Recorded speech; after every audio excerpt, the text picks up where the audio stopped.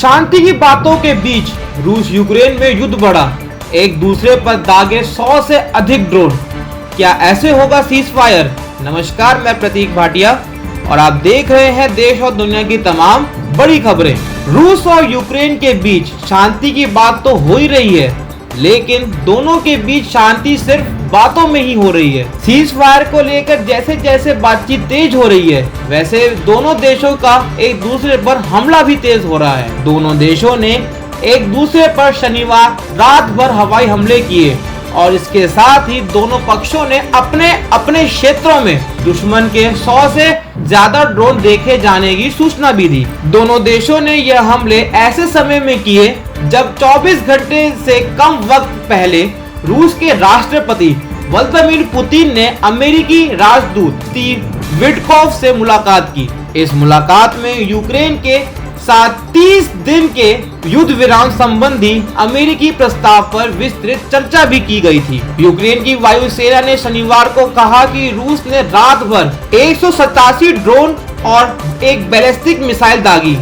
इन हमलों के दौरान शादे टाइप के ड्रोन और हवाई सुरक्षा को भ्रमित करने के लिए डिजाइन किए गए नकली ड्रोन का भी इस्तेमाल किया गया था। उन्होंने आगे यह भी कहा लगभग 130 ड्रोन मार गिराए गए थे, जबकि 48 ड्रोन अपने लक्ष्य तक पहुंचने में विफल रहे। यूक्रेन की निजी ऊर्जा कंपनी DTEK ने शनिवार को अपने बयान में यह कहा कि रूस ने ऊर्जा प्रतिष्ठानों पर हमला किया, जिससे डिप्रोपेट्रिकोस और ओडेसा क्षेत्रों में ऊर्जा संबंधी बुनियादी ढांचे को काफी नुकसान पहुंचा।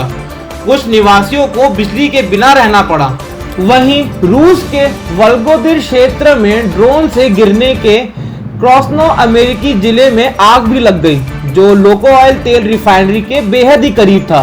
यह जानकारी गवर्नर आंद्रे बोचारोव ने दी। स्थानीय मीडिया संस्थानों ने यह भी बताया कि आसपास की हवाई अड्डे ने अस्थायी रूप से सारी उड़ानें रोक दी गई थी। किसी के हताहत होने की खबर नहीं है। मॉस्को की ओर से 3 साल से भी अधिक समय पहले यूक्रेन पर पूर्ण पैमाने पर आक्रमण शुरू करने के बाद यूक्रेन की सेना ने वोल्गोदिर रिफाइनरी को कई बार निशाना बनाया है। इस पर 15 फरवरी को ड्रोन से हमला भी किया गया था। पुतिन ने बृहस्पतिवार को एक संवाददाता सम्मेलन में यह कहा कि वे युद्ध विराम का संदिग्ध रूप से समर्थन करते हैं, लेकिन उन्होंने कहा कि युद्ध विराम पर सहमति से पहले ऐसे कई बिंदु हैं जिन पर स्पष्टता होनी बहुत जरूरी है।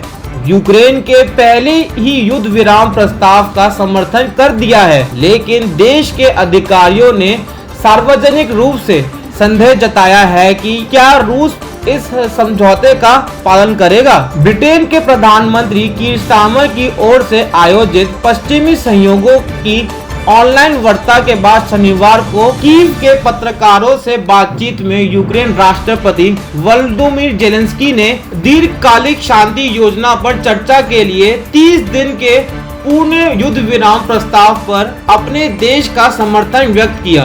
ज़ेलेंस्की ने साथ ही यह भी कहा कि रूस इस वार्ता में अड़ंगा डाल रहा है। सब्सक्राइब करें हमारे YouTube चैनल समाचार 24+ को और लेटेस्ट अपडेट के लिए बेल आइकन पर क्लिक करें।